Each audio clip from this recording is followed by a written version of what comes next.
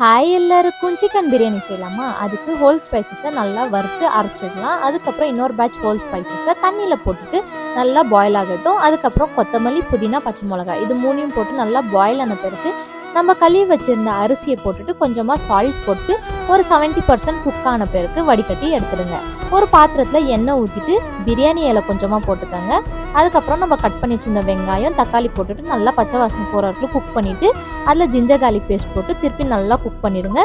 அதுக்கப்புறமா நம்ம கட் பண்ணி வச்சுருந்த கொத்தமல்லி, புதினா ரெண்டுத்தையும் ஆட் பண்ணிவிட்டு நல்லா மிக்ஸ் பண்ணிவிட்டு அதில் கொஞ்சமாக மிளகாய்த்தூள், தனியாத்தூள் ஆட் பண்ணிக்கோங்க. கழுவி வச்சுருந்த சிக்கனை போட்டுட்டு நல்லா மிக்ஸ் பண்ணிவிட்டு தேவையான அளவுக்கு சால்ட் ஆட் பண்ணிக்கோங்க. நம்ம அரைச்சி வச்சுருந்தோம்ல ஹோல் ஸ்பைசஸ் அதையும் போட்டு கொஞ்சமாக தயிர் ஆட் பண்ணிவிட்டு தண்ணி ஊற்றி நல்லா குக் ஆகட்டும்.